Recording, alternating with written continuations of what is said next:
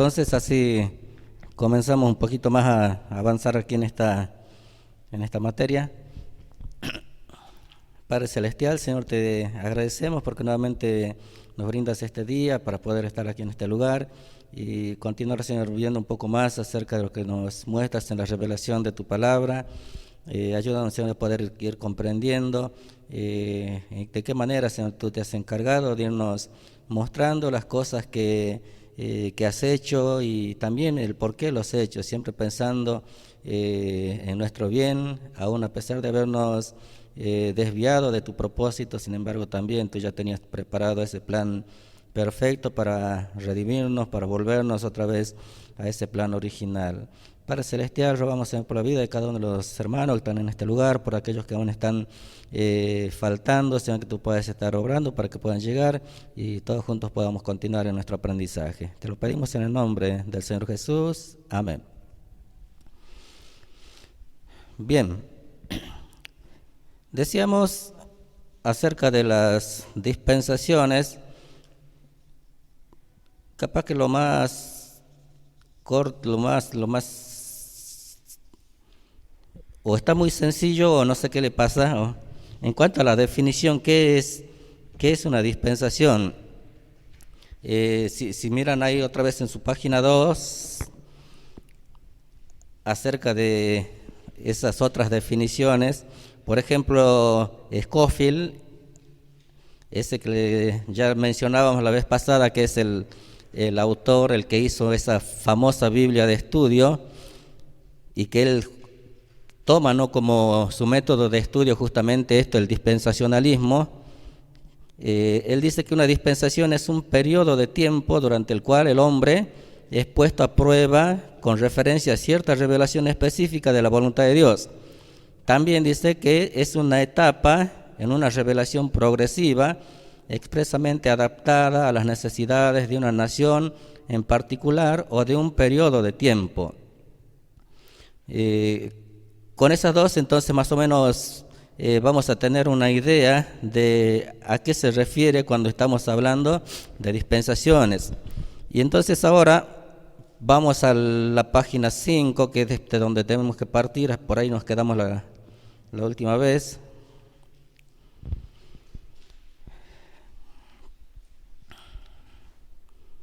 Dice ya la parte final, cuando comenzamos viendo la primera dispensación,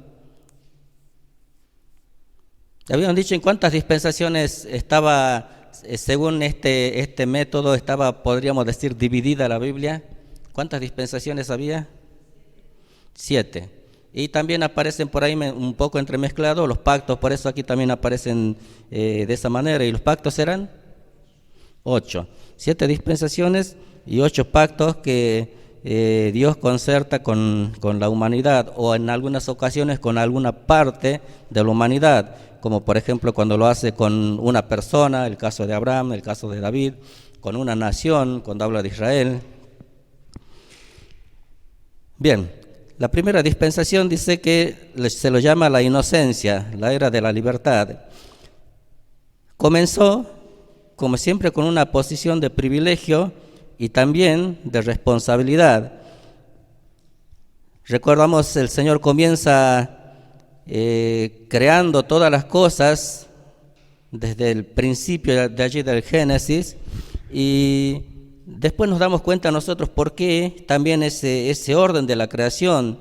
Dios estaba preparando un lugar, un hogar en el cual iba a poner a lo que llamamos y creemos que es la obra cumbre, ¿no?, de su creación, al ser humano.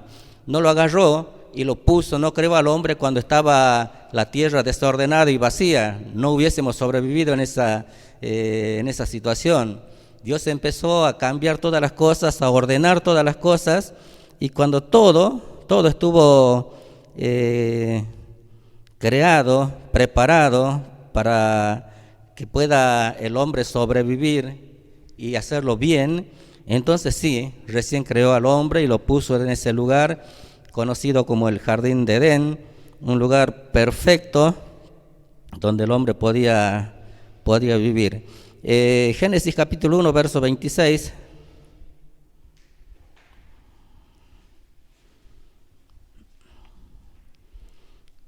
Dice, entonces es después de haber creado todas las cosas que el hombre iba a necesitar. Entonces dijo Dios, hagamos al hombre a nuestra imagen, conforme a nuestra semejanza, y señoree en los peces del mar, en las aves de los cielos, en las bestias, en toda la tierra, y en todo animal que se arrastra sobre la tierra. Y creó Dios al hombre a su imagen, a imagen de Dios lo creó, varón y hembra los creó. Y los bendijo Dios y les dijo, fructificad y multiplicaos, llenad la tierra y sojuzgadla, y señoread en los peces del mar, en las aves de los cielos y en todas las bestias que se mueven sobre la tierra. Y dijo Dios, he aquí que os he dado toda planta que da semilla, que está sobre toda la tierra, y todo árbol en que hay fruto y que da semilla, os serán para comer. Y a toda bestia de la tierra, y a todas las aves de los cielos, y a todo lo que se arrastra sobre la tierra, en que hay vida, toda planta verde será para comer. Y fue así. Y vio Dios que todo lo que había hecho, he aquí que era bueno en gran manera, y fue la tarde y la mañana del día sexto. Al final de la creación, Dios forma al hombre y le da indicaciones, ¿no?, qué es lo que debía hacer el hombre. Por eso dice que es la era de la libertad, la era de la inocencia. El hombre estaba totalmente exento de pecado. Justamente por eso es que Dios podía bajar hacia el huerto y conversar, caminar con el hombre, porque no había nada, absolutamente nada que impida, que estorbe esa comunión de un Dios perfectamente santo con su creación, que también hasta ese momento tenía esa misma característica, era totalmente santo, podía caminar con Dios. Pero también aparecen, ¿no?, las responsabilidades. Dice el verso 28, los bendijo Dios y le dijo, fructificad, multiplicaos, llenad la tierra, sojuzgadla, y señoread en los peces del mar, en las aves de los cielos. Le da todo y le dice que ellos debían señorear. Ahora, señorear nos habla justamente de tener el control de todas las cosas. Él iba a tener justamente la autoridad que Dios le daba para que todas las cosas estén sujetas a la voluntad del hombre. Génesis capítulo en el 2,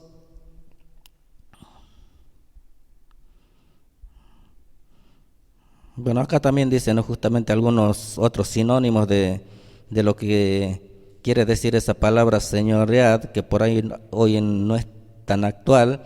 Habla de dominio, dice de autoridad, de poder, de que debía estar todas las cosas sometidas bajo la autoridad del hombre.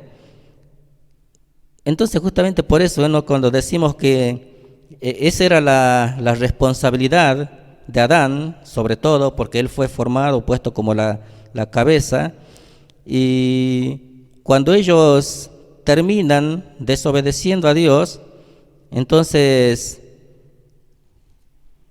le ceden ese control, esa autoridad a aquel que les engañó, a Satanás. Capítulo 2, verso 16 y 17,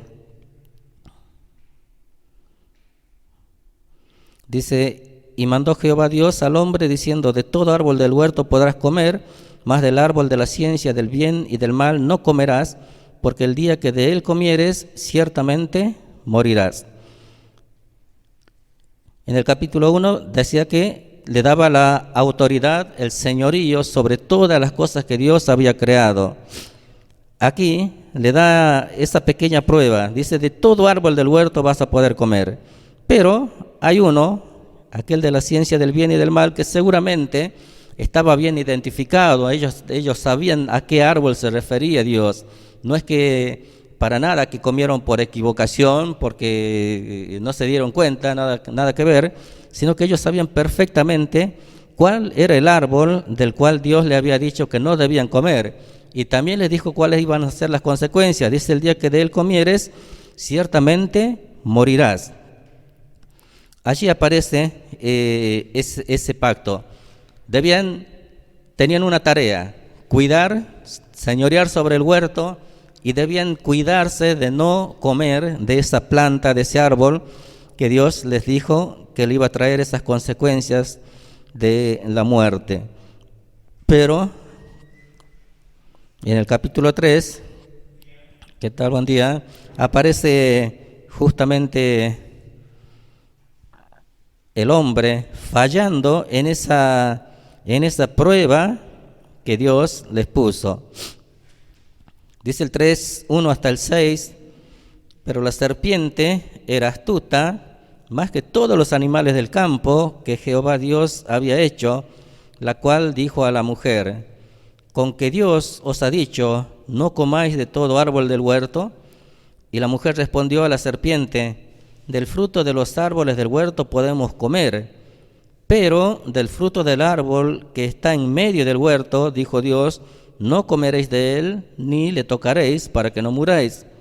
Entonces la serpiente dijo a la mujer: no moriréis, si no sabe Dios que el día que comáis de él serán abiertos vuestros ojos y seréis como Dios, sabiendo el bien y el mal. Y vio la mujer que el árbol era bueno para comer y que era agradable a los ojos y árbol codiciable para alcanzar la sabiduría, y tomó de su fruto y comió y dio también a su marido, el cual comió así como ella. Capaz que una de las historias más conocidas para quienes ya tenemos algún tiempo, ¿no?, en la iglesia, esta historia de cómo el hombre termina desobedeciendo a Dios. Y hay algunas cosas que Satanás ha hecho desde ese momento y que las sigue usando hoy en día, y que lamentablemente la humanidad sigue cayendo también engañada de la misma manera que lo hizo Eva en esta ocasión. Aparece Satanás en la forma de esa serpiente que puede hablar. No dice que Eva haya salido asustada corriendo porque una serpiente le hablaba. Tal vez que sería en aquel tiempo, en la creación original, tal vez sí lo podría hacer la serpiente. Por eso es que justamente Eva se puso a conversar con esta serpiente. ¿Y qué es lo que dice? Le dice: así que Dios les ha dicho que no coman de todo árbol del huerto. Siempre él va a empezar a sembrar la duda, a querer cambiar la palabra de Dios para que nosotros dejemos de confiar en Él. Ese ha sido el método de siempre. Lo sigue usando, como les digo, hoy en día también. Dios les había dicho, lo leímos anteriormente en el capítulo 1, dice: de todo árbol del huerto pueden comer, solamente de este no pueden hacerlo, porque este les va a producir una consecuencia que va a ser terrible para ustedes. Entonces Satanás se le aparece y como que cambia las cosas y dice: así que Dios les ha dicho que no coman de todo árbol del huerto. Y la mujer le dice: sí, podemos comer de todos los árboles, pero de este, nos dice Dios, que no comamos ni lo toquemos. Otro error también que seguimos cometiendo muchas veces hoy en día: querer aumentar, querer darle más autoridad a la palabra de Dios. No podemos hacer eso, o no debemos hacerlo. La palabra de Dios, por el solo hecho de ser palabra de Dios, tiene toda la autoridad y la suficiente como para que las personas al oírla puedan tomar una decisión. La serpiente le dice que Dios les había dicho que ni siquiera lo toquen. Ellos podían tocarla. Lo que no podían hacer y no debían hacer era comer de esa fruta. Entonces Satanás sigue con su estrategia. Le dice: no moriréis, verso 4. Dice: entonces la serpiente dijo a la mujer: no moriréis. Cuando la mujer le dice que no debían ni tocar ese árbol porque el día que lo hagan iban a morir, la serpiente le dice directamente, contradice lo que Dios les había dicho, le dice: no van a morir. Lo que pasa es que Dios sabe que el día que ustedes coman de esa fruta van a ser igual que Dios. ¿Se imaginan eso? El pecado que comenzó allí en el cielo fue justamente el querer ser igual a Dios. Aquel lucero que fue creado en perfección, como vimos también la semana pasada, de pronto llegó el orgullo a su corazón y quiso desplazar a Dios de su lugar de control, de dominio. Le dijo, no, yo voy a subir porque yo quiero ser igual que Él, lo voy a derrocar. Y terminó convirtiéndose en Satanás, en el opositor, y dejó de ser aquel lucero que estaba al servicio de Dios, ocupando un lugar de privilegio allí en la presencia del Señor. Ahora quiere hacer lo mismo con la mujer y obviamente lo consigue. Le dice, si ustedes comen de esa fruta, van a ser igual que Dios. Y Dios no quiere eso, por eso les prohibió. Entonces dice que la mujer, y ese proceso también se sigue repitiendo día a día, y la mujer, vio la mujer que el árbol era bueno para comer, que era agradable a los ojos, y que era un árbol codiciable para alcanzar la sabiduría, y tomó de su fruto y comió, y dio también a su marido, el cual comió, así como ella. La mujer fue engañada, eso lo dice después también el apóstol Pablo. Ahora, ¿por qué Adán comió de ese fruto? Sabía él también el resultado. Creo que ese es uno de los enigmas más grandes, que uno puede solamente dar tal vez algún punto de vista, pero no nos dice la palabra de Dios a qué se debió. Recordamos, Adán estaba solo en el huerto, había toda clase de criaturas, pero no había ninguna que pueda decirse que pueda ser una ayuda idónea, un complemento para Adán. Y Adán se puso a poner nombre, ¿no?, a todas las criaturas, y había seguramente una vaca, había un toro, todos tenían su pareja, pero él miraba y no tenía nada, él estaba solo. Entonces Dios dice, no es bueno que el hombre esté solo. Crea a la mujer, lo saca de su costado, como dice la palabra de Dios, se la presenta, y era realmente el complemento perfecto para Adán. Ahora, de repente, Eva se le presenta a Adán con que ella ya comió de aquel fruto que Dios les había dicho que no debían comer, y por lo tanto Adán sabía perfectamente cuál era la condición de Eva en ese momento. Estaba separada de Dios. Entonces, por ahí, ¿no?, como un tipo de conjetura tal vez, ¿qué iba a hacer Adán? ¿Iba a quedar nuevamente solo o iba a seguir a su esposa? Y lamentablemente él siguió a su esposa. Entonces, por eso dice que Eva fue engañada, pero Adán comió deliberadamente, sabiendo qué es lo que estaba haciendo ya. No hubo una serpiente que tiente, que engañe, que tergiverse la palabra de Dios para que Adán caiga. Él comió sabiendo lo que estaba haciendo, simplemente para seguir junto a su mujer, junto a Eva.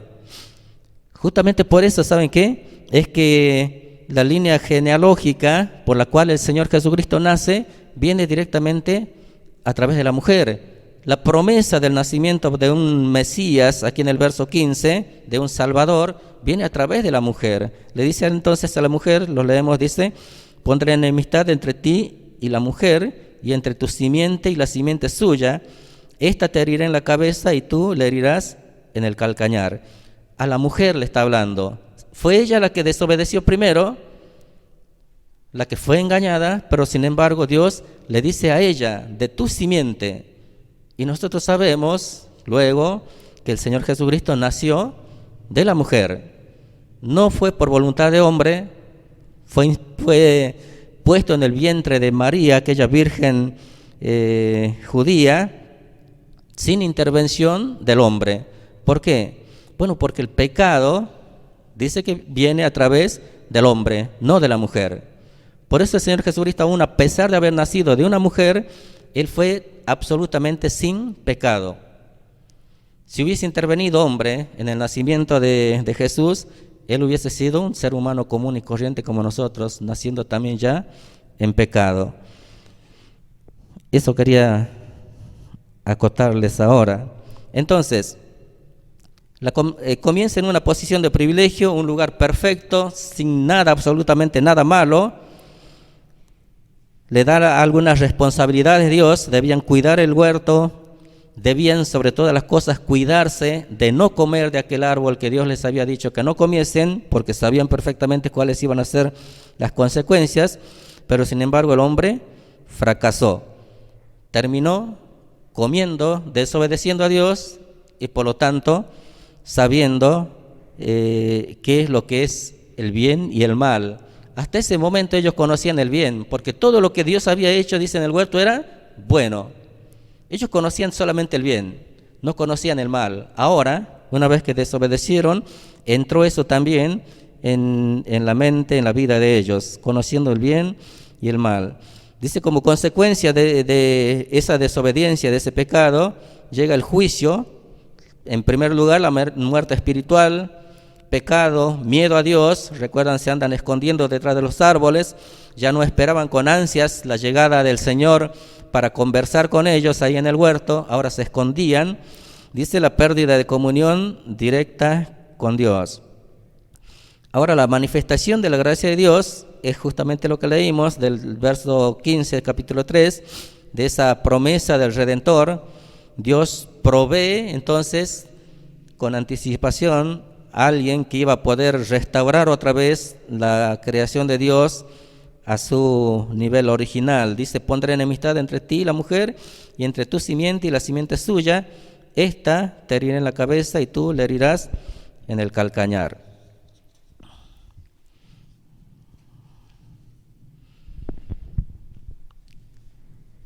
(3:21) de Génesis.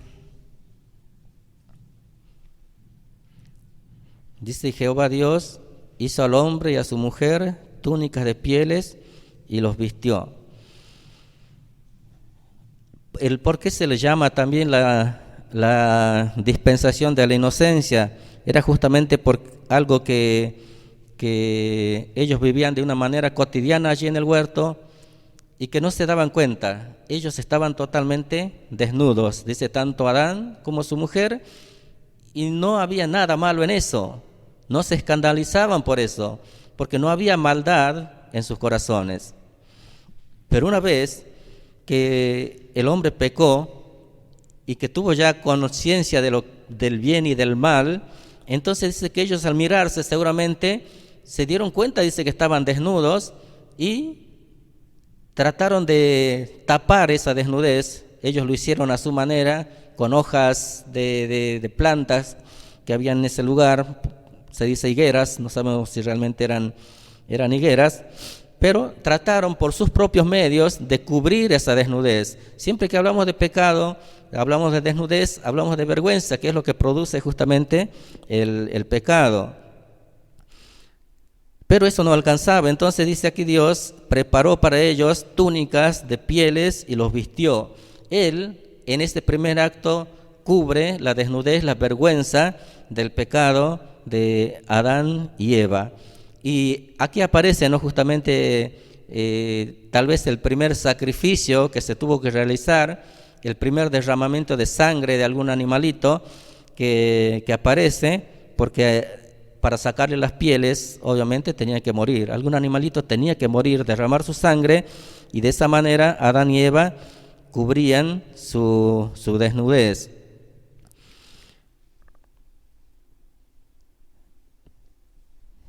Eso lo hace de una manera después perfecta el Cordero de Dios, que fue prometido allí en el 3:15, al entregar su vida y cubrirnos a nosotros con ese manto de gracia, de perfección, y nos presenta nuevamente ante Dios sin tener que estar nosotros avergonzados de nuestros pecados. Ahora dice la vigencia de la primera dispensación, y aquí aparece también versículos conocidos, Mateo 19.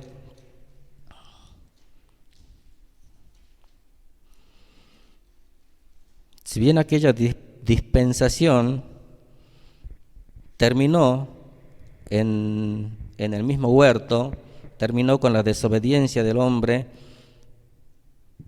Sin embargo, 19:14 dice, pero Jesús dijo, dejad a los niños venir a mí y no se lo impidáis, porque de los tales es el reino de los cielos.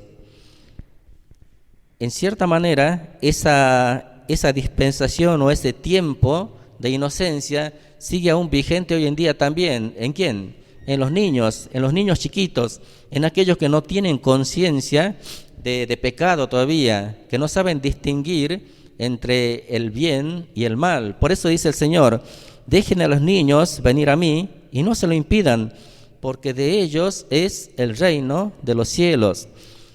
Por ahí siempre mencionamos esto, ¿no? Por ahí cuando toca en alguna situación que algún niño muy pequeño o tal vez recién nacido parte a la eternidad, decimos, bueno, pero realmente ellos están mejor que cualquiera, porque ellos ya eran salvos, ya son salvos, porque nunca llegaron a cometer pecado, no tuvieron ni siquiera la necesidad de arrepentirse de nada, porque son inocentes.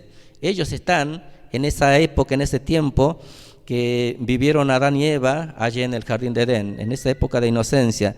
Por eso el Señor les dice, de ellos es el reino de los cielos. Job 3:11 dice, ¿por qué no morí yo en la matriz o expiré al salir del vientre? Él dice eso justamente pensando en teniendo esta misma línea de pensamiento, ¿no? Que si pasaba eso, si es que él moría, ya sea dentro del vientre de su madre o al nacer, él estaba totalmente asegurado porque se iba al cielo. Él sabía eso. Dice, ¿por qué me recibieron las rodillas y los pechos para que mamase? Pues ahora estaría yo muerto y reposaría, dormiría y entonces tendría descanso. Un niño no es culpable de pecado hasta que empieza a discernirlo entre lo que está bien y lo que está mal. Y eso también lamentablemente en este tiempo como que se va acortando, ¿no? Ese periodo.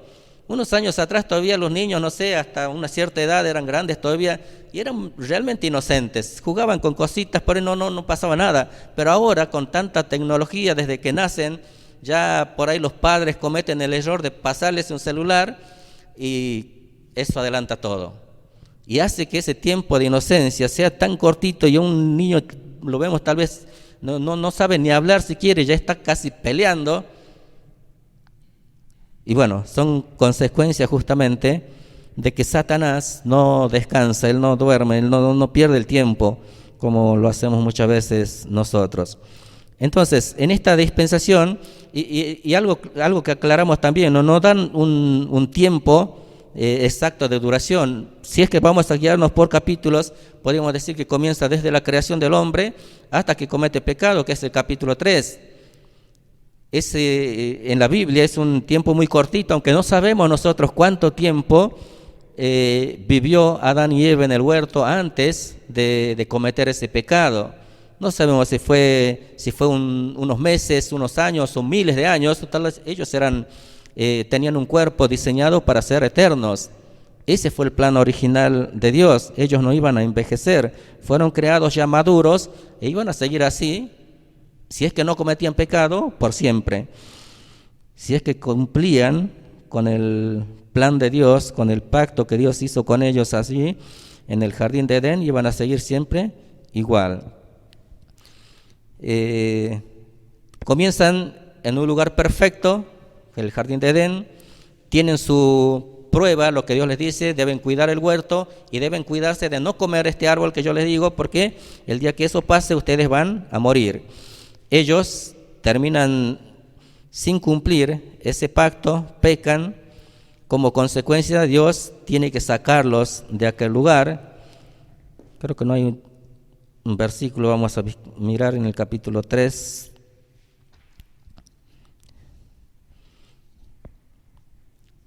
La consecuencia que Dios le dijo era que el día que ustedes coman de ese árbol, van a morir. La muerte en el sentido espiritual se produjo inmediatamente cuando ellos desobedecieron. Luego, capítulo 3, verso 22 hasta el 24 dice, y dijo Jehová Dios, He aquí el hombre es como uno de nosotros, sabiendo el bien y el mal. Ahora pues, no alargue su mano y tome también del árbol de la vida y coma y viva para siempre. Y lo sacó Jehová del huerto de Edén para que labrase la tierra de que fue tomado. Hecho pues fuera al hombre y puso al oriente del huerto de Edén querubines y una espada encendida que se removía por todos lados para guardar el camino del árbol de la vida. Dice Dios, bueno, ya el hombre desobedeció, ahora el hombre sabe lo que está bien, lo que está mal. Dice, no vaya a ser que ahora también decida tomar del fruto del árbol de la vida y viva eternamente en ese estado de pecado.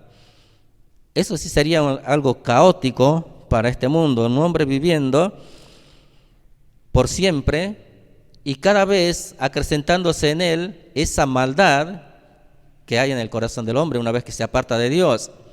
Realmente sería imposible si hubiese pasado, no sé si hubiésemos llegado siquiera a este tiempo, capaz que sí, porque íbamos a ser inmortales, pero iba a ser tal la maldad, la degradación en la cual íbamos a estar, que no hubiese sido mejor morir directamente, pero no lo íbamos a poder hacer. Entonces Dios dice, no vaya a ser que el hombre tome ahora del árbol de la vida y viva para siempre. Entonces, dice, lo sacó del huerto de Edén y lo puso para que labrase la tierra de que fue tomado.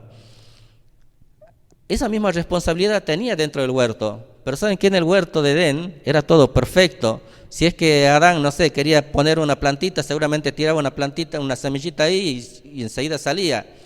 Ya fuera del huerto la situación era muy distinta. Por eso aparece, dice que ahí con el sudor de su frente iba a tener que comer. ¿Por qué? Porque fuera del huerto ya la tierra no iba a ser tan fértil, tan productiva como en ese lugar perfecto en el cual Dios los puso primero. Allí iban a nacer cardos, espinos que les iban a molestar, la tierra iba a ser más árida. Había que trabajar mucho para poder conseguir relativamente poco. Esa iba a ser la tarea fuera del huerto, dice, para que labrase la tierra de que fue tomado. Lo saca del huerto y pone su guardia personal, podemos decir casi, para que el hombre no pueda ingresar nuevamente al huerto. Que Adán iba a intentar volver, seguramente que sí, porque era un lugar perfecto, pero no lo iba a lograr, porque estaban aquellos querubines y aquella espada, dice, encendida, que estaba rodeando, girando alrededor del árbol de la vida para que nadie pudiese acercarse y tomar de sus frutos.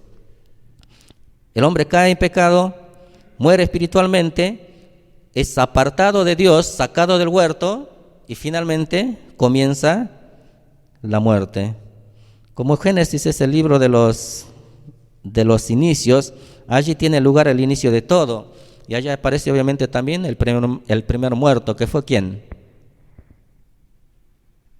¿Quién fue el primer muerto?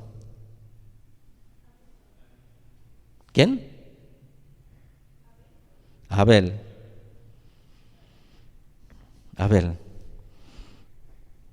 Con la muerte de Abel, seguramente Adán y Eva como padres sintieron realmente lo terrible, lo malo que es haber desobedecido a Dios.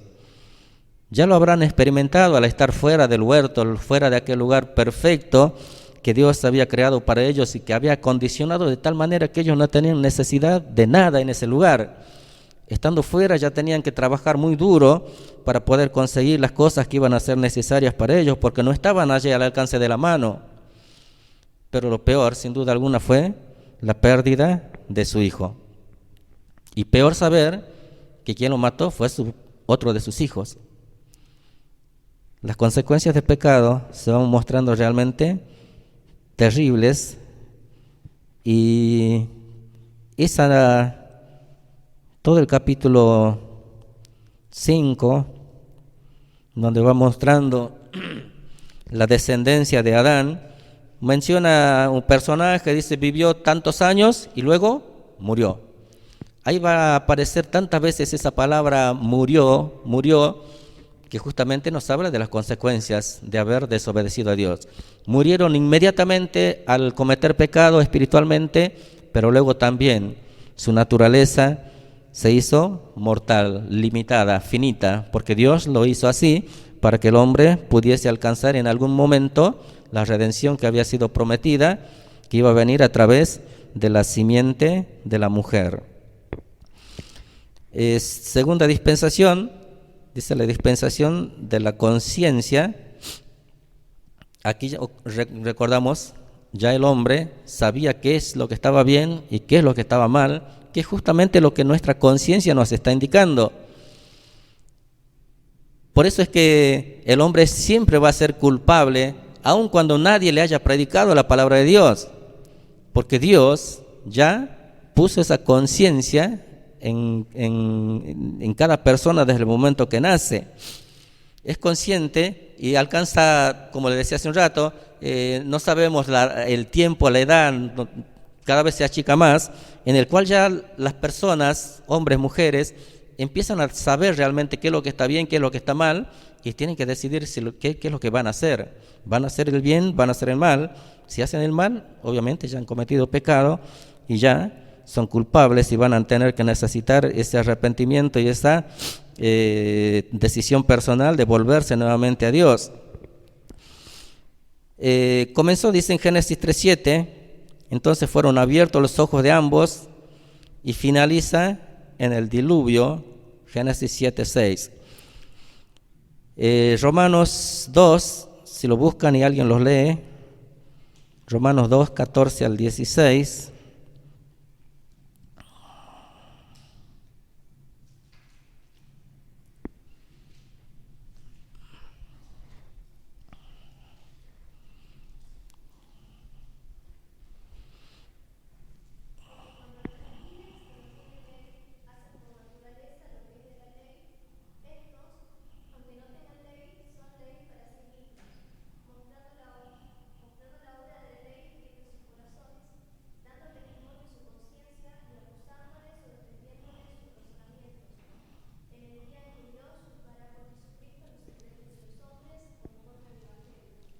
Bien, recordamos, se pensaba siempre, ¿no? Hasta ese tiempo que la salvación era solamente para los judíos. Entonces Pablo le dice que los gentiles que no tienen ley, como la tenían los judíos, porque ellos recibieron la ley de parte de Dios, dice, cuando hacen por naturaleza lo que es de la ley, es decir, las cosas que están bien, estos, aunque no tengan una ley, no tengan un libro escrito con esto tenés que hacer, esto no tenés que hacer, sin embargo, dice, en sus conciencias, ellos saben perfectamente qué es lo que está bien y qué es lo que está mal. Dice, por eso, mostrando la obra de la ley escrita en sus corazones, dando testimonio su conciencia y acusándoles o defendiéndoles sus razonamientos. Creo que eso lo podemos saber, lo hemos experimentado. Por ejemplo, en mi caso, antes de conocer al Señor, obviamente no era judío, no soy judío, no conocía nada de la ley, pero sin embargo sabía perfectamente cuando hacía algo malo. Nadie me lo tenía que decir, yo lo sabía porque ya hay algo en mi conciencia, en mi cabeza, que me indica eso. Entonces no podía decir en ningún momento que soy inocente, no podía aspirar siquiera al cielo, pensando que, bueno, nadie me habló del Evangelio, no conozco al Señor, así que yo no tengo la culpa de nada. No es así. Ya tenemos esa conciencia que es la que nos acusa, dice, o nos defiende. Si hacemos las cosas bien, seguramente vamos a estar en paz con nosotros mismos, sabiendo que estamos haciendo el bien, pero si hacemos el mal, también sabemos que estamos mal. Nadie nos tiene que mostrar eso, ya lo tenemos ahí como un chip puesto en nuestra cabeza, que nos está indicando eso.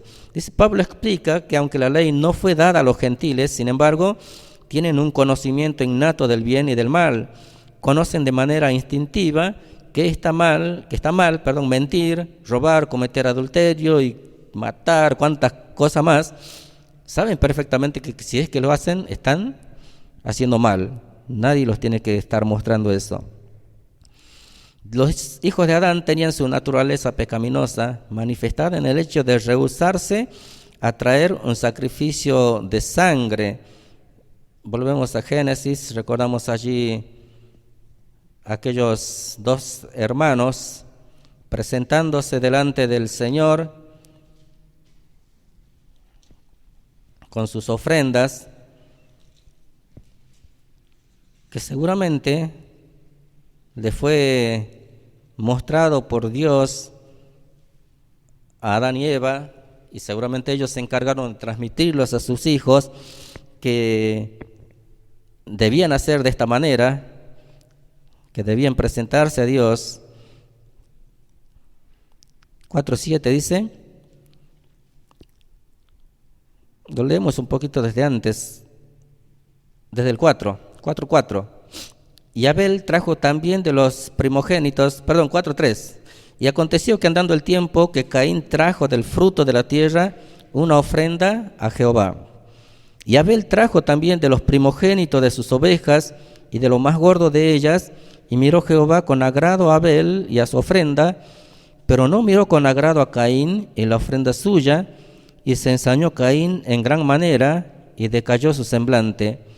Entonces Jehová dijo a Caín: ¿por qué te has ensañado y por qué ha decaído tu semblante? Si bien hicieres, no serás enaltecido, y si no hicieres el bien, el pecado está a la puerta. Con todo esto, a ti será su deseo, y tú te enseñorearás de él. El primero que toma la iniciativa de acercarse a Dios, según el relato, es Caín. Pero Caín trae, dice, del fruto. Él era agricultor, no pienso siquiera que haya llevado cosas malas, cosas feas. Seguramente eligió lo mejor que tenía de sus huertos, las mejores lechugas, los tomatitos, lo más coloraditos, pero no era lo que Dios había pedido.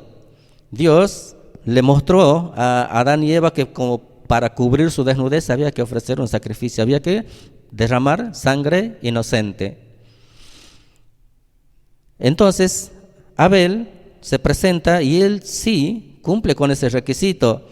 Trae una de sus ovejitas, derrama su sangre y se la ofrece al Señor. Entonces dice que Dios mira con agrado la ofrenda de Abel, pero no le termina de agradar. Si bien la disposición, el deseo de Caín estaba bueno, pero no fue lo que Dios le pidió. Entonces, desde Caín que decayó su semblante, es decir, quedó enojado, decepcionado, porque Dios no aprobó su ofrenda.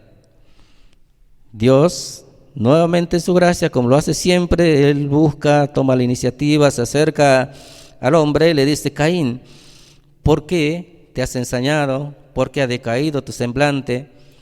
Si bien hicieres, no serás enaltecido. Si haces lo correcto, dice, vas a ser enaltecido, vas a ser aprobado. Pero si no haces lo correcto, el pecado está a la puerta. El no hacer lo correcto, obviamente, es errar el blanco, es pecar. Dice: con todo eso, a ti será su deseo y tú te enseñorearás de él. Enseñorearse, decíamos, era tener control, tener dominio. Entonces, ¿qué dice Dios?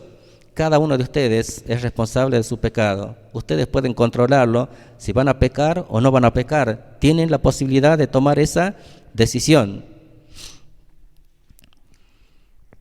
Y sabemos, lamentablemente, la decisión que tomó Caín. No solamente siguió enojado, sino que seguramente siguió alimentando ese enojo a tal punto que termina matando a su hermano. Dice el verso 8: y dijo Caín a su hermano Abel: salgamos al campo. Y aconteció que estando ellos en el campo, Caín se levantó contra su hermano Abel, y lo mató. Dios le había dicho que él se podía enseñorear, él podía tener el control de si quería hacer el bien o el mal.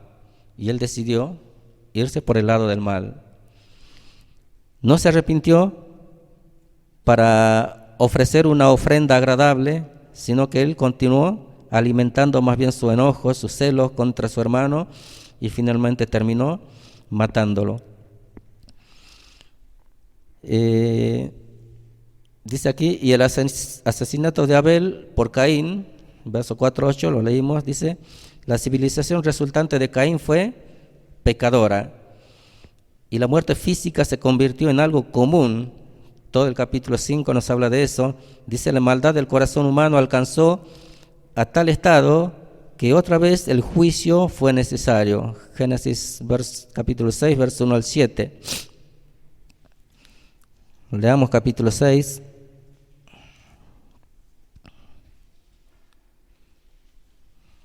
Dice, aconteció que cuando comenzaron los hombres a multiplicarse sobre la faz de la tierra y les nacieron hijos, que viendo los hijos de Dios que las hijas de los hombres eran hermosas, tomaron para sí mujeres, escogiendo entre todas, y dijo Jehová, no contenderá mi espíritu con el hombre para siempre, porque ciertamente él es carne, más serán sus días 120 años. Había gigantes en la tierra en aquellos días, y también después que se llegaron los hijos de Dios a las hijas de los hombres, y les engendraron hijos. Estos fueron los valientes que desde la antigüedad fueron varones de renombre. Y vio Jehová que la maldad de los hombres era mucha en la tierra, y que todo designio del pensamiento del corazón de ellos era de continuo solamente el mal.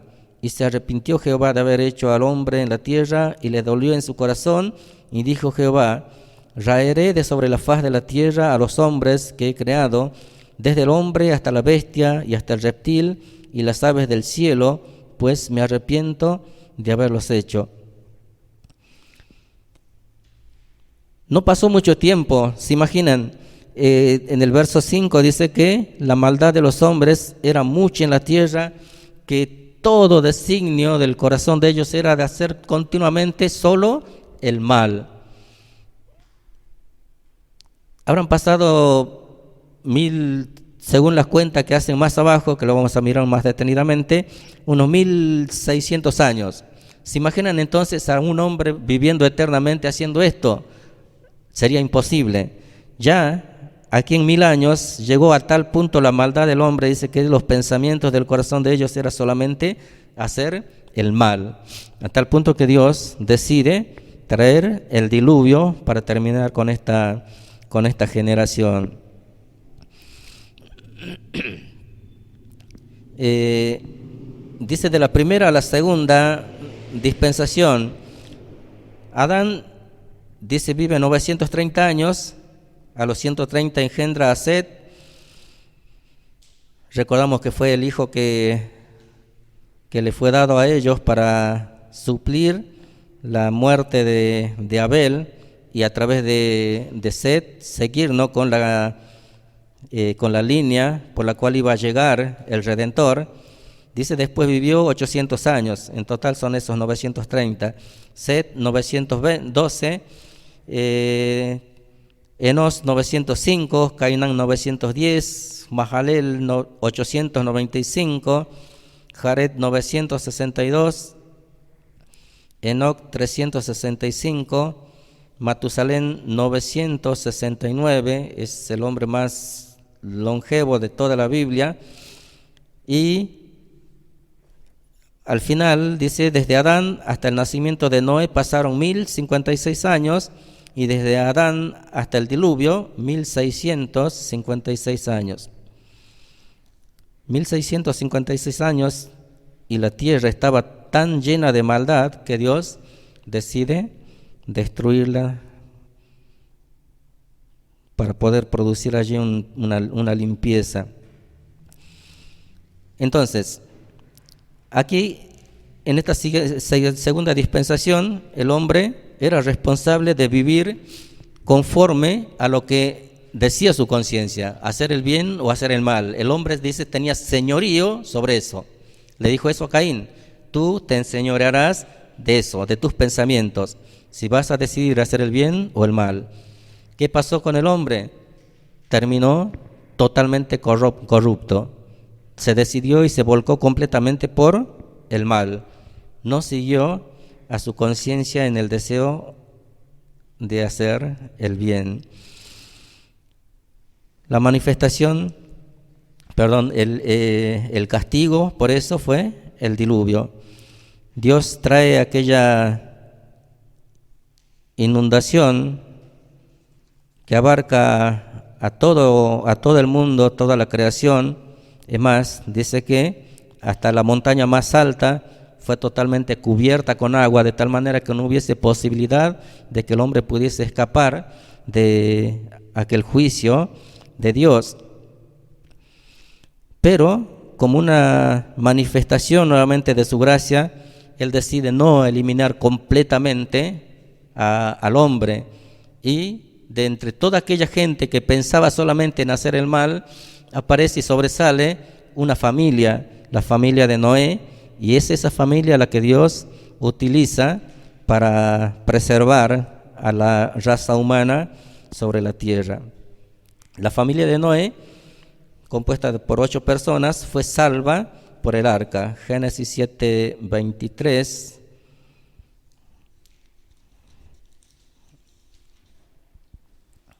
Dice: así fue destruido todo ser que vivía sobre la faz de la tierra, desde el hombre hasta la bestia.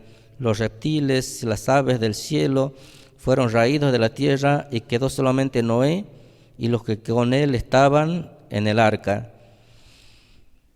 Solamente una familia, 8 personas y animales que Dios también se encargó de separar para que pudiesen continuar nuevamente, una vez que termine este juicio, volviendo a ocupar la tierra.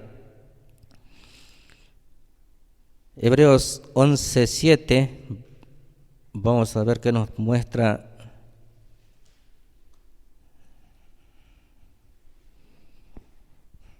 Tenemos esto y hacemos un pequeño alto.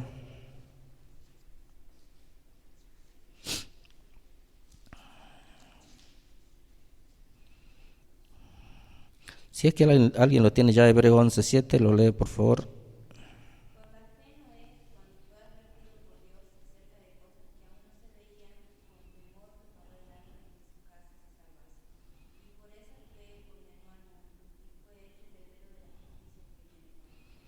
Bien, por la fe.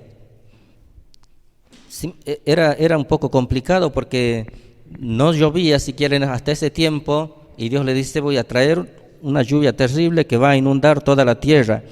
Había que tener fe para creer eso. ¿Cómo Dios iba a hacer eso? Obviamente Noé tenía ese conocimiento de Dios, sabía que Dios podía hacer lo que quisiese hacer por su poder, y entonces obedeció. Y mientras obedecía, su misma conducta, el mismo trabajo que estaba haciendo, porque armar esa arca enorme no fue tarea de un rato. Tardó muchos años él trabajando, y eso daba testimonio de lo que él pensaba, de lo que él creía, del mensaje que había recibido de Dios, para que la gente lo pueda ver. Y lo vieron, y seguramente se rieron, se burlaron de él, no creyeron. Nadie creyó hasta que aquella puerta del arca fue cerrada y comenzó a caer el agua y a brotar agua también de la tierra, que con una rapidez enorme terminó levantando el arca y finalmente cubriendo toda la tierra con esa inundación. Entonces, por la fe, dice que por eso también Él termina condenando al mundo, porque cuando hay fe, esa fe sobresale sobre aquellos que no la tienen. Así como la luz sobresale en medio de la oscuridad, también la fe sobresale en medio de gente que no tiene fe. Y toda aquella generación no la tenía. Solamente la familia de Noé pudo demostrar esa fe para poder subirse a aquella arca. La dispensación terminó con el diluvio. Dios preservó la línea de un futuro redentor a través de la familia de Noé. Paramos un ratito entonces y continuamos enseguida. Bueno, seguimos un ratito más para darles después un poco de tiempo a los chicos que van a terminar, que van a hacer ahora la prueba de la materia anterior. Entonces, la primera dispensación, Adán y Eva, puestos en un lugar perfecto, tenían que cumplir solamente unos mandatos de Dios que no eran obviamente para nada pesados, eran cuidar el huerto y cuidarse ellos de comer de aquel árbol que Dios les había indicado con toda claridad que no debían comer. Les mostró también las consecuencias. El hombre fracasó, comió del fruto de aquel árbol, se rompió la comunión con Dios, murieron espiritualmente en ese momento, y luego también, ¿no?, la muerte a través de ellos fue pasando, y todo lo que vemos en el capítulo 5 de toda la descendencia de Adán y Eva, como a pesar de vivir mucho tiempo con respecto a lo que se vive hoy en día, sin embargo siempre terminaron en muerte. Dios los saca del huerto y comienza su vida dura sobre una tierra que ya no estaba bendecida, sino más bien maldecida a causa del hombre. Una tierra, dice, que le iba a producir espinos y cardos y que no iba a rendirle como ellos estaban acostumbrados a verlo allí en el huerto. Dios, como una muestra de su gracia, promete que a través de la descendencia de Eva, de la mujer, iba a enviar a alguien que iba nuevamente a recuperar ese estado en el cual Dios creó al hombre, un estado de perfección, de santidad y de comunión sobre todas las cosas con Dios. La siguiente dispensación, la era de la conciencia. Allí el mandato era más simple, no debían ellos hacer lo que ya estaba escrito en sus conciencias. Ellos sabían lo que era el bien y el mal y debían regirse por eso. Y obviamente el deseo de Dios siempre era que ellos hagan el bien, porque haciendo el bien iban a estar en paz con Dios. Pero llega el capítulo 6, no pasó mucho tiempo en que ya encontramos a una tierra totalmente llena de pecado, a tal punto que dice la palabra de Dios que todo pensamiento, que todo designio del pensamiento del corazón del hombre era de hacer continuamente solo el mal. Como castigo por el fracaso del hombre, Dios decide traer esa inundación, el diluvio, sobre toda la tierra para acabar con toda la creación. Pero también, como una muestra de su gracia, separa a unas personas que obviamente no es que no cometían pecados, porque todos ya eran pecadores a esas alturas, pero sin embargo ellos buscaban a Dios, tenían el deseo de agradar a Dios. Aparece entonces Noé con su familia, y a través de ellos la raza humana se salva de ser exterminada, y juntamente con ellos también la mayoría de los animales terrestres que no hubiesen podido sobrevivir sin esa arca también son salvados. Por ahí no aparecía cómo es que hicieron para meter tantísima cantidad de animales en una barca que sí era grande, pero no tan grande como para que puedan entrar tanta clase de animales. Recordamos que hay algunos que no fueron puestos allí, por ejemplo los dinosaurios, que nosotros sabemos que existieron porque aparecen restos y aparecen esqueletos completos, los mamuts, que obviamente no fueron puestos dentro del arca. Por alguna causa Dios decidió que ellos no iban a continuar y se terminaron exterminando allí a través de esa inundación, pero el resto de los animales fueron salvados allí juntamente con el arca de Noé. Decía la última frase que Dios, a través de la familia de Noé, va preservando la línea por la cual iba a cumplir la promesa que le había hecho 1600 años atrás a Adán y Eva, diciéndoles que de la simiente de ellos iba a venir el Redentor, alguien que iba a terminar con la serpiente, que fue la que causante, ¿no?, de todas las desgracias del ser humano, o por lo menos lo que propició, ya que el hombre tomó su propia decisión. Tercera dispensación, el gobierno humano. Dice, comienza con Génesis 8:20 hasta el 22. Eso es ya después del diluvio.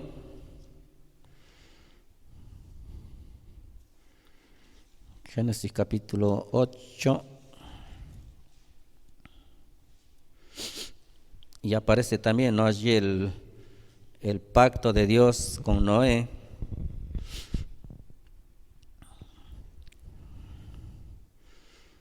Dice 8:20, y edificó Noé un altar a Jehová, y tomó de todo animal limpio y de toda ave limpia, y ofreció holocaustos en el altar. Y percibió Jehová olor grato, y dijo Jehová en su corazón: no volveré más a maldecir la tierra por causa del hombre, porque el intento del corazón del hombre es malo desde su juventud. Ni volveré más a destruir todo ser viviente como he hecho. Mientras la tierra permanezca, no cesarán la sementera y la siega, el frío y el calor, el verano y el invierno, el día y la noche. Lo primero que vemos aquí en Noé, cuando el arca, ¿no?, se descansa ya nuevamente en la tierra, y cuando él puede bajar, ya se había secado ya la tierra como para que las personas puedan bajar y caminar sin peligro encima de ella. Y se levanta un altar y ofrece de esos animales limpios. Recordamos que de los animales limpios subieron no solamente una pareja como del resto, sino que subieron más, 7 parejas de cada uno, porque era necesario que, o sabían que luego iban a ser ofrecidas en sacrificio, y si lo hacían eso y había solamente una pareja, obviamente iban a ser extintas ahí en este momento. Ese olor grato, dice, que percibe Dios, hace que decida en su corazón que no iba a terminar más que no iba a traer más aguas de diluvio para terminar con la vida del ser humano. Capítulo 9 dice: bendijo Dios a Noé y a sus hijos y les dijo: fructificad y multiplicaos, llenad la tierra.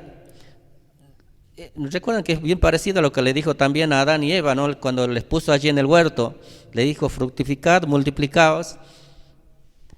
Y ahora también, ya la tierra estaba, la única familia, las únicas personas que existían en este momento aquí, ¿no?, después del diluvio, eran solamente estas 8.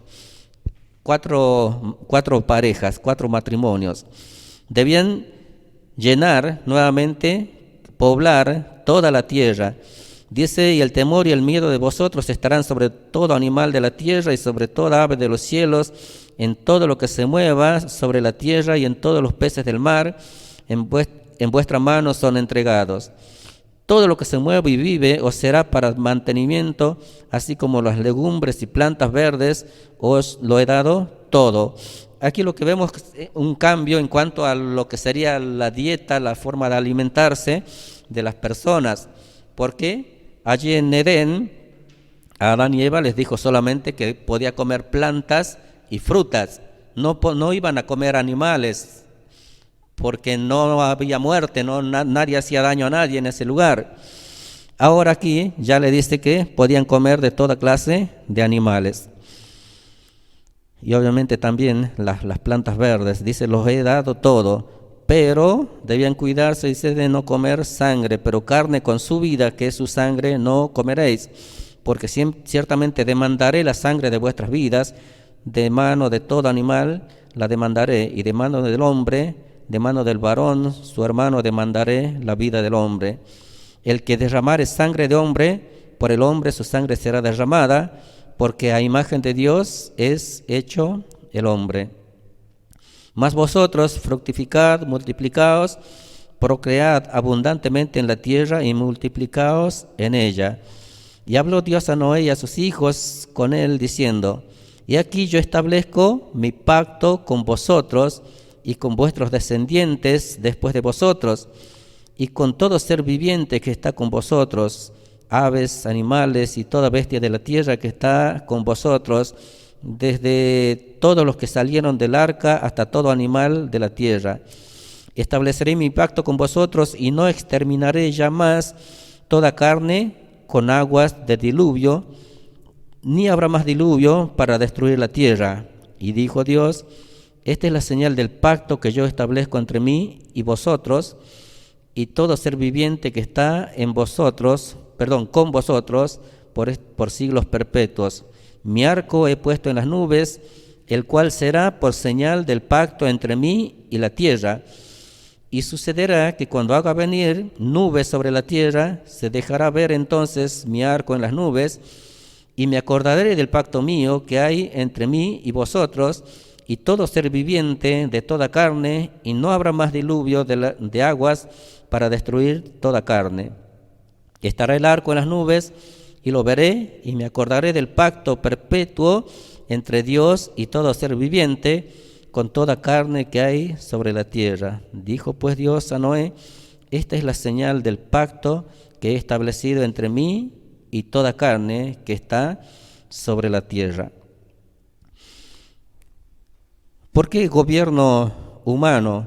Bueno, porque aquí el hombre debía nuevamente, le es dado a él el derecho, la potestad de gobernar su vida y de cuidar a su semejante. Dice: yo voy a demandar la sangre. Si es que alguno derrama sangre de otro ser humano, yo voy a demandar esa sangre de la mano de aquel que lo ha derramado.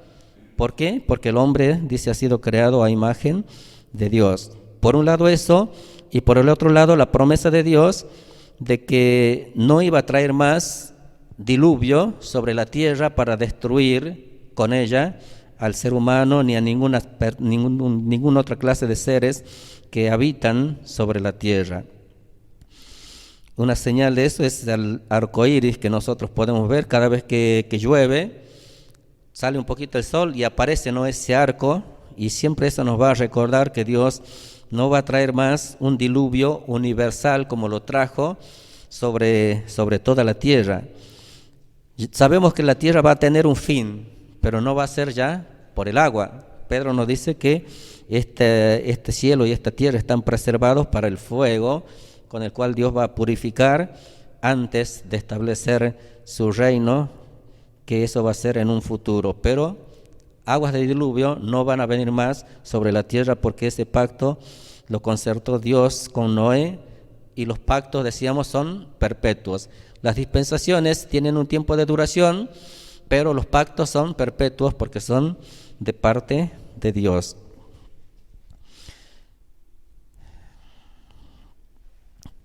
Veamos, dice: edificó Noé un altar a Jehová. Dice: no volveré más a maldecir la tierra por causa del hombre, ni volveré a destruir todo ser viviente. El pacto, que ya leímos en 9, 8 al 17, dice: habló Dios a Noé y a sus hijos con él, diciendo. Y aparecen nuevas instrucciones, el mandamiento de multiplicarse, dice: continuar su dominio sobre los animales, comer carne era permitido ahora, aunque la sangre estaba prohibida, el establecimiento de la esencia del gobierno, la justicia en la cual se dio al hombre el derecho de matar a los asesinos. Si alguien mataba, ese también debía morir. Por ahí muchas veces lo conocen como la ley del talión, el ojo por ojo, diente por diente.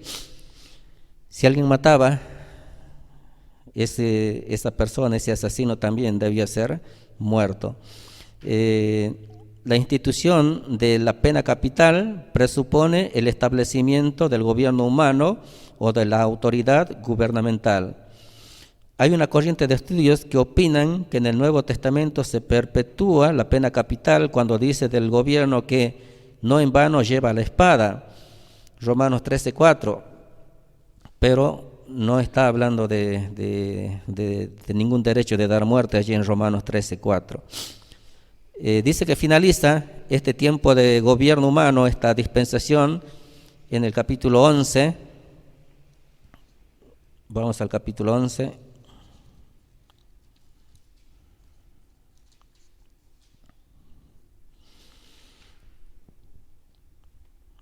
Del 1 al 4. Tenía entonces, dice, toda la tierra una sola lengua y unas mismas palabras. Y aconteció que cuando salieron de oriente hallaron una llanura en la tierra de Sinar y se establecieron allí. Y se dijeron unos a otros: vamos, hagamos ladrillo y cozámoslo con fuego, y les sirvió el ladrillo en lugar de piedra y el asfalto en lugar de mezcla. Y dijeron, vamos, edifiquémonos una ciudad y una torre cuya cúspide llegue al cielo, y hagámonos un nombre por si fuésemos esparcidos sobre la faz de toda la tierra. Dios les había dicho que debían multiplicarse y que debían llenar toda la tierra. Ahora, ¿qué es lo que hace el hombre? Se juntan en esa gran ciudad, y no solamente que se juntan no esparciéndose como les había sido ordenado, sino que además dice que en esa ciudad deciden levantar una torre dice cuya cúspide llegue al cielo. Creo que eso es lo más sobresaliente, ¿no?, de este relato. El hombre siempre busca la manera de querer alcanzar el cielo, pero por sus propios medios, no haciendo la voluntad de Dios. Dice, vamos a hacernos una torre y vamos a alcanzar el cielo por nuestros méritos, por nuestro esfuerzo personal. Y eso justamente es el fracaso nuevamente en lo que Dios les había dicho. Tenían el poder de terminar con una vida. Si es que había un asesino, lo podían matar, tenían ese derecho, Dios se los había concedido, y debían, sobre todas las cosas, nuevamente cubrir la tierra, pero no lo hicieron. Se quedaron en una ciudad. En esa ciudad dice que levantan esa torre. Dice, ¿para qué? Dice el verso 4, y hagámonos un nombre por si fuésemos esparcidos sobre la faz de toda la tierra. Ellos solos debían haberse esparcido, nadie los tenía que haber esparcido. Ellos, para cumplir la voluntad de Dios, debían haber habitado y irse por todas partes de la tierra para cubrir la tierra como era la voluntad de Dios. Pero ellos no, se van a una ciudad y encima dice, vamos a hacer una torre por si fuéramos esparcidos. No estaba en su voluntad el deseo de cumplir lo que Dios les había ordenado. Eso además marca justamente el fracaso nuevamente del hombre. Y aquí, como una consecuencia de ese fracaso, los versos que siguen, dice, descendió Jehová para ver la ciudad y la torre que edificaban los hijos de los hombres, y dijo Jehová, y aquí el pueblo es uno, y todos estos tienen un solo lenguaje, y han comenzado la obra, y nada les hará desistir ahora de lo que han pensado hacer.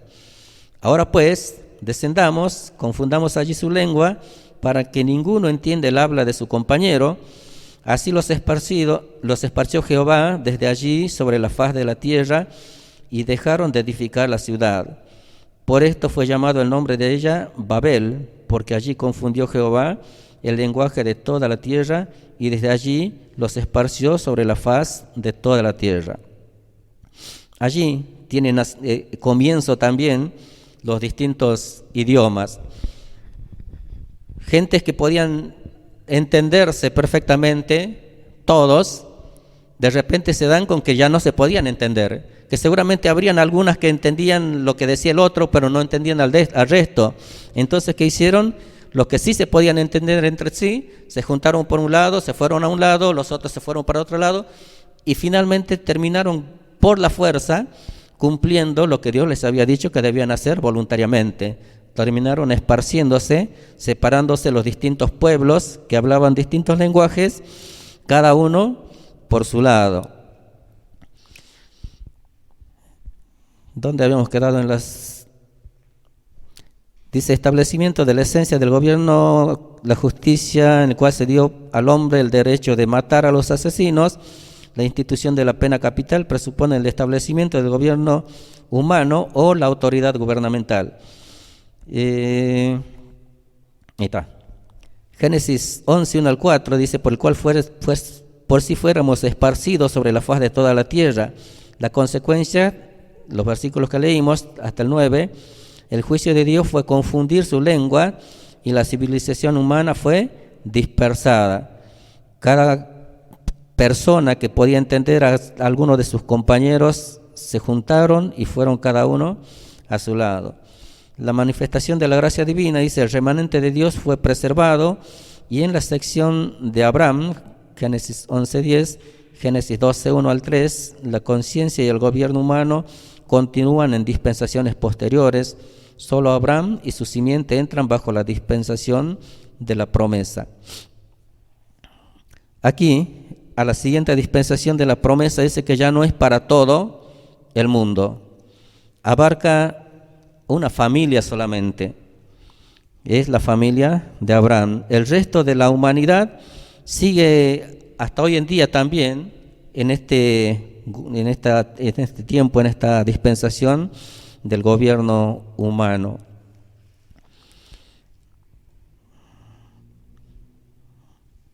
Veamos la cuarta. Tenemos un ratito, aunque sea para mirarla, está bastante cortita. La dispensación de la promesa, el pacto con Abraham. Génesis 11:10.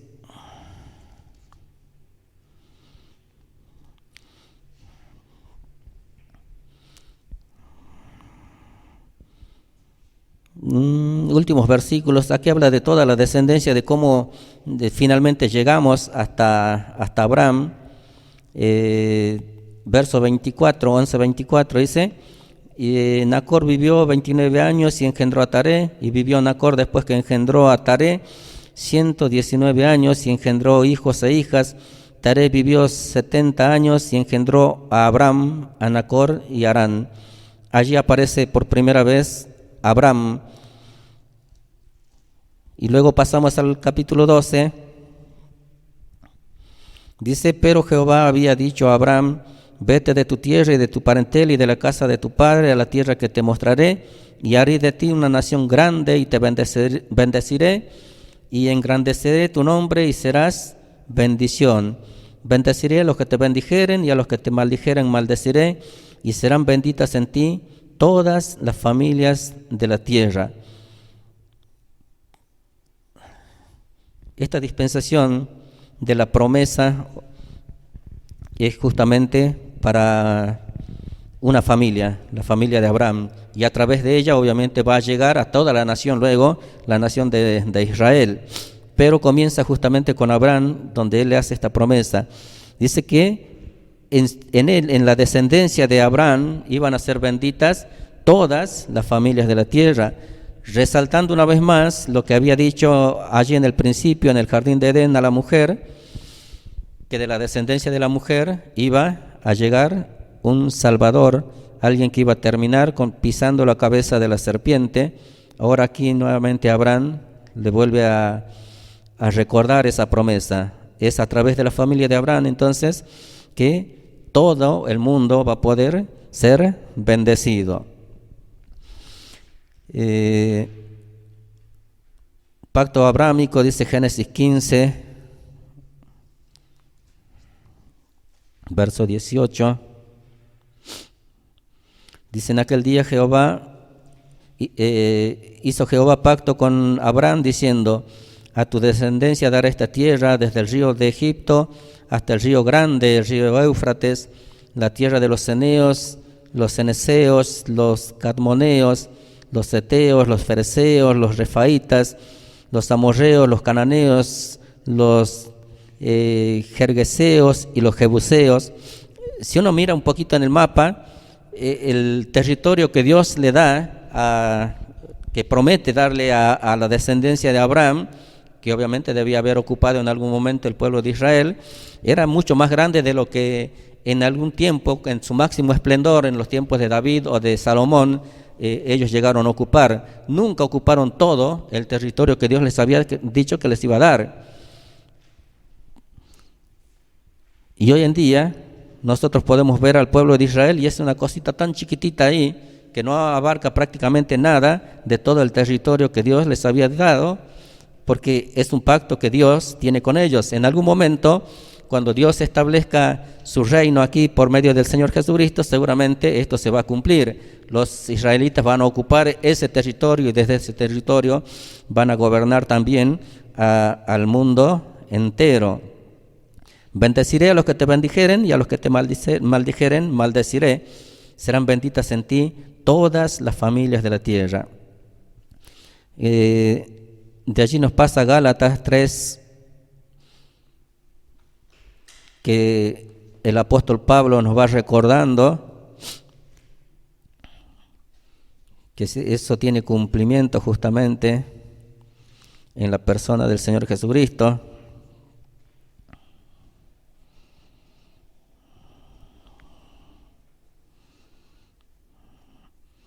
Dice 3:1 al 29, dice que la promesa es para la simiente de Abraham, o sea, a Cristo. Está siempre apuntando a la persona de Cristo. Así como cuando en Génesis le dijo que de la simiente de la mujer, se refería al mismo, ahora va como haciendo las cosas más finas, ahora ya separó de toda la humanidad, separó a una familia, la familia de Abraham. Luego nosotros vemos que de la familia de Abraham separa a una tribu, la tribu de Judá. Después separa también, más pequeño aún que eso, a la familia de David. Y es a través de esa línea genealógica que llega el Señor Jesucristo para cumplir con esta promesa hecha allí en Génesis y hecha también ahora aquí a Abraham. La promesa que de la simiente de Abraham iba a venir el Cristo. Mateo 1:1, luego de dar toda una lista genealógica también, termina diciendo lo mismo, que Jesús era hijo de Abraham. Se cumple así entonces lo que Dios había hecho este pacto con Abraham. Dice en esta dispensación la responsabilidad humana era confiar en la promesa a Dios revelada a Abraham. Finalizó con Israel siendo esclavo en Egipto. Había que confiar y hay una de las características de Abraham era que justamente es el padre de la fe. Se lo conoce así a Abraham como el padre de la fe. Pero sin embargo también nosotros vemos a Abraham que en esa área que podríamos decir que era la más fuerte de él, la confianza, la fe en Dios, él terminó también muchas veces fracasando. Recuerdan que va a Egipto y de alguna manera se le ocurre a él que los egipcios van a terminar con su vida a causa de su mujer y decide mentir. Le dice a su esposa Sara que mienta, que diga que es su hermana para preservarse así la vida. Dios le había dicho que Dios iba a ser quien cuide de él. Vemos entonces aquí que él no estaba confiando en ese cuidado que Dios dijo tener por la vida de Abraham, porque debía cumplirse el propósito de Dios a través de él. Él no confió. Y el padre de la fe también terminó quebrantando ese lugar donde podríamos pensar que era el lugar, el punto más fuerte de él, terminó quebrantándolo. Y eso mismo también fue lo que les llevó a meterse a la tierra de Egipto. Recordamos un tiempo de mucha necesidad, de mucha hambre, no había alimentos, dice, en la tierra de Canaán, y entonces, ¿qué hacen? Se van a Egipto. Toda la familia entra a Egipto y a través de eso comienza esos 430 años de esclavitud, que si bien si hubiesen quedado seguramente en la tierra de Canaán, seguramente Dios hubiese provisto la manera de poderlos preservar, pero Dios también tiene sus cosas, sus planes hechos, y todavía no era el tiempo en el cual ellos debían poseer aquella tierra. Dios seguía dándoles oportunidad a los cananeos, a toda la gente que habitaban en ese territorio que le había sido designado para Israel, para que ellos puedan cambiar. Y Israel tuvo que pasar esos 430 años allí en Egipto, y vemos que finalmente todas aquellas naciones cananeas nunca cambiaron.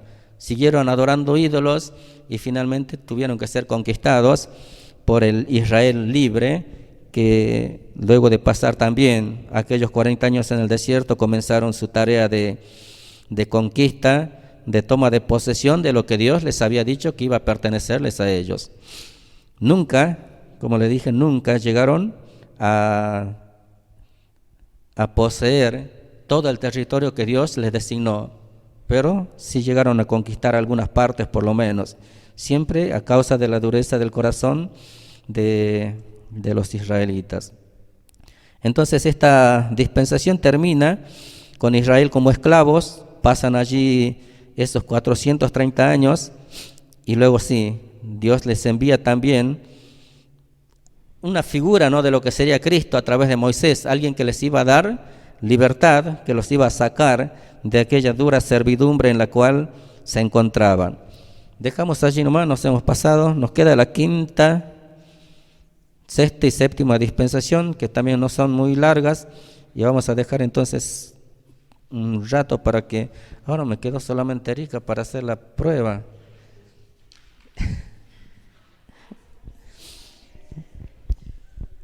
Bueno, oramos entonces. Padre Celestial, te damos gracias, Señor, siempre por tu amor. Gracias porque vamos viendo, Señor, que a lo largo del tiempo, a través de las distintas pruebas que vas poniendo a la humanidad, y siempre, Señor, terminamos en fracaso. Sin embargo, vemos también tu gracia allí, dispuesta para cada uno de nosotros. Te agradecemos porque más que nada en este tiempo, Señor, podemos ver la prueba más grande de tu amor para con nuestras vidas, en que ya has enviado a tu Hijo y Él ya realizó esa obra perfecta para nuestra redención. Podemos descansar confiando en que Él realmente pagó por toda nuestra maldad, y que gracias a eso también hemos sido puestos en tu familia como hijos. Te agradecemos y rogamos, Señor, que puedas seguir ayudándonos a poder conocer un poco más de tu palabra cada día. Te lo pedimos agradecidos en el nombre del Señor Jesús. Amén.